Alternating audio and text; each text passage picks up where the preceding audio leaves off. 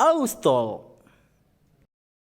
Assalamualaikum warahmatullahi wabarakatuh. Waalaikumsalam warahmatullahi wabarakatuh. Oke, ini kita kembali lagi di Aus TV. Hari ini bingung sih tadinya ngebahas apa yang mau dibahas awalnya gitu.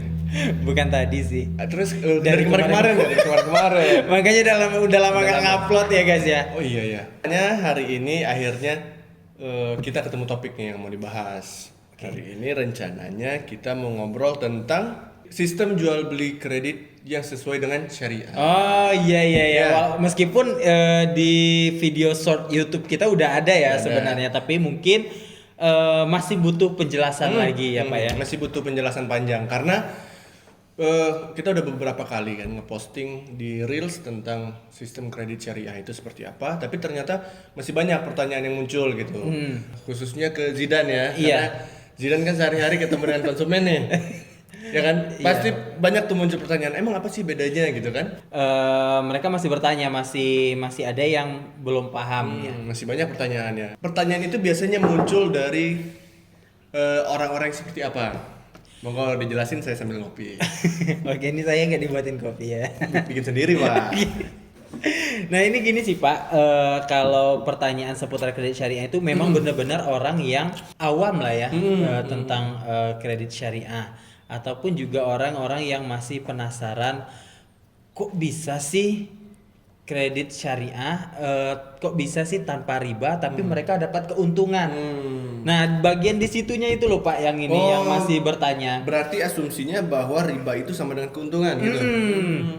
Nah, jadi lebih ke menjelaskan tentang itu sih. Terkadang pun di saat kita sudah memberikan harga kita, misalnya kita sudah memberikan harga kita, nah mereka juga timbul pertanyaan, katanya nggak riba, kok beda sih harganya dari harga cashnya gitu. Oh, berarti yang dipahami adalah bahwa kalau kredit yang tanpa riba, misalnya harga jualnya 10 juta, harga belinya 10 juta, berarti nanti konsumen kredit ke kita juga 10 juta gitu. Nice gitu Pak. Tapi ternyata bukan seperti itu ya ya. ternyata bukan seperti Oke, itu.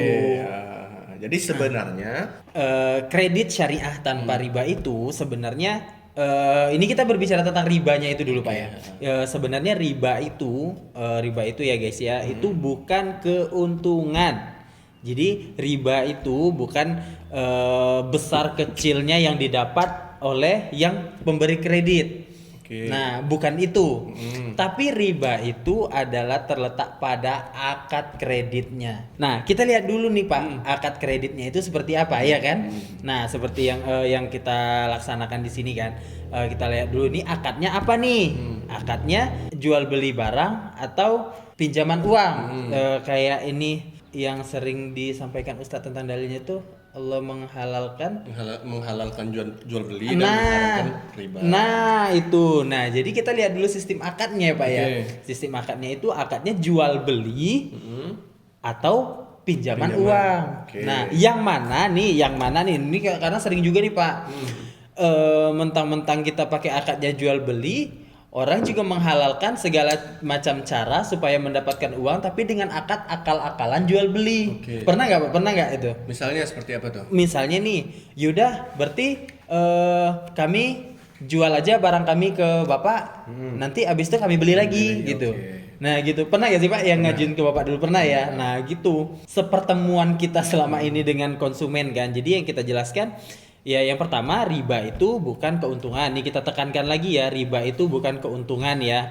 Bukan selisih dari harga awal terus ke harga kredit. Nah itu selisihnya berapa, nah itu jadi riba. Itu bukan ya.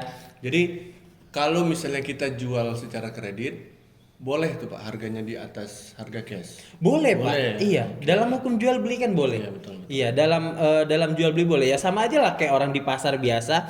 Mereka yang misalnya jualan baju deh, jualan baju, tapi mungkin mereka kan nggak sistemnya nggak kredit.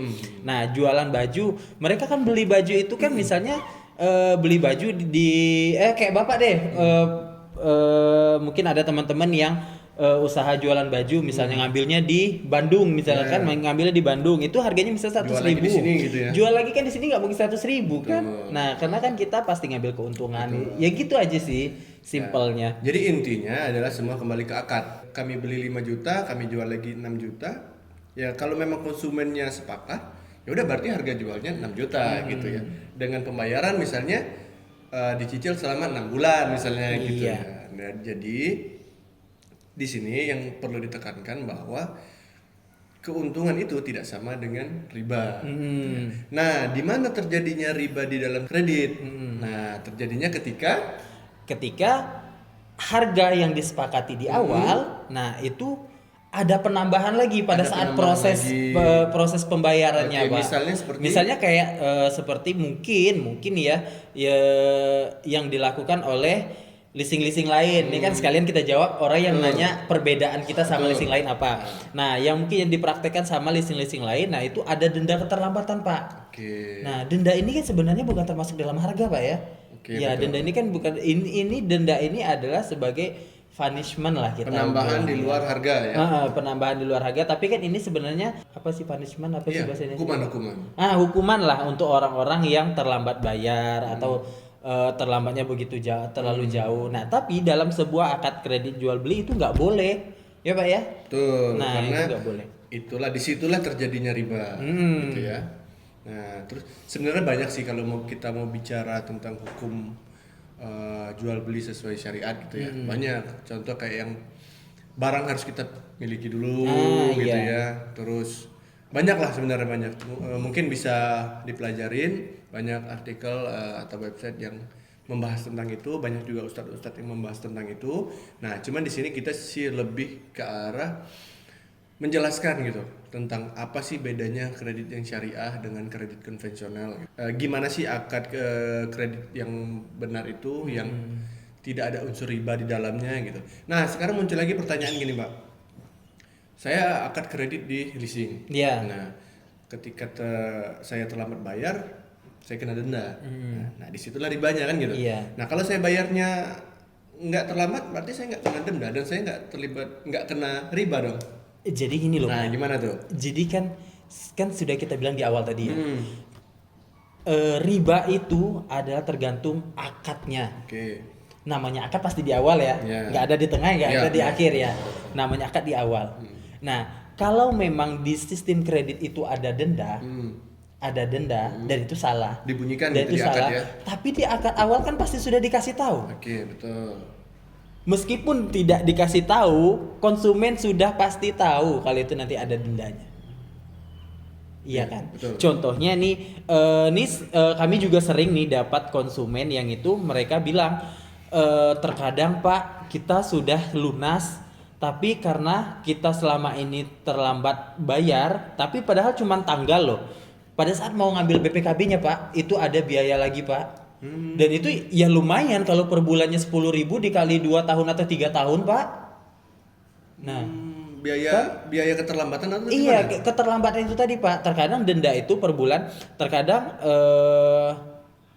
apa ya kita nyebutnya, sebuah lembaga itulah ya, sebuah lembaga itu atau leasing itu, terkadang mereka sudah yaudah ini aja bayar angsurannya aja. Kita kan kadang konsumen kan taunya angsuran.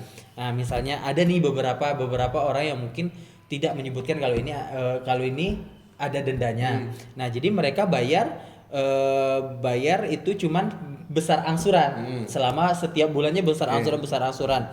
Ya memang dari pihak leasing ya terima aja. Nah, kenyataannya pada saat sudah lunas itu nanti timbul biaya lagi, itulah yang dikumpulkan dari denda keterlambatan itu tadi. Padahal cuma beda hari loh Pak.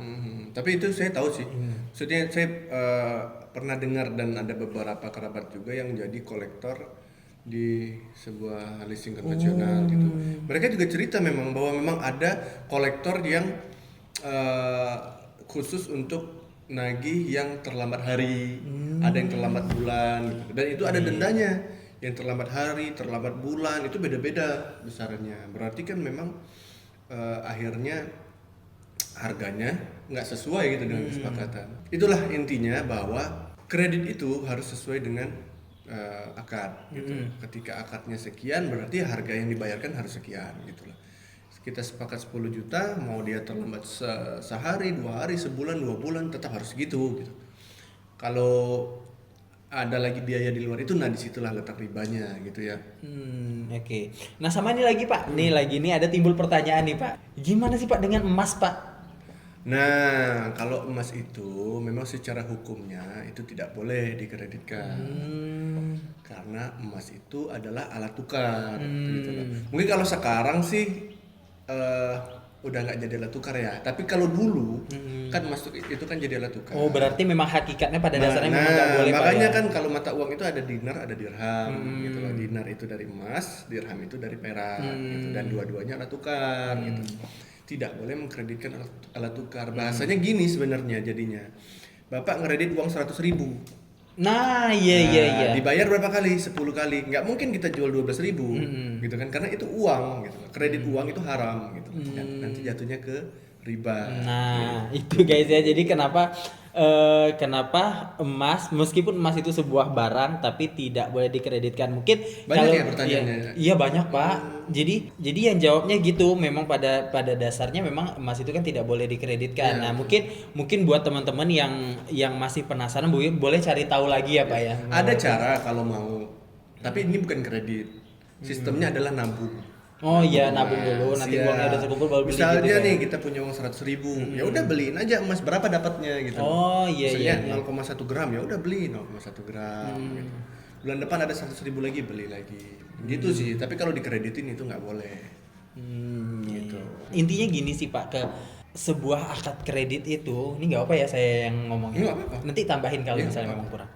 Nah, akad kredit yang memang sesuai dengan syariat, yang misalnya memang pakai akad jual beli, tidak ada biaya tambahan atau segala macam. Meskipun nih, Pak ya, ini kita tidak menyebut di kita tidak menyebut di orang lain, ini kita cuman edukasi aja ya. Akad kreditnya sesuai dengan syariah, yang itu memang benar-benar sesuai dengan akad kreditnya yang dibayarkan. Meskipun harganya lebih tinggi, itu lebih berkah, Pak, insya Allah, Pak, daripada yang akad kredit yang itu tidak Harganya sesuai dengan murah. syariah. Nah, tapi ada ribanya, Pak. Betul. Sama kayak misalnya tadi kayak denda dan segala macam. Mungkin kalau diakumulasikan mereka mungkin harganya jadi lebih kecil mungkin. Nah, sama juga mohon buat teman-teman nih ya, buat teman-teman yang mungkin masih awam ini, saya merinding, Pak. Soalnya keluarga saya banyak yang terjebak akan hal ini. Austol.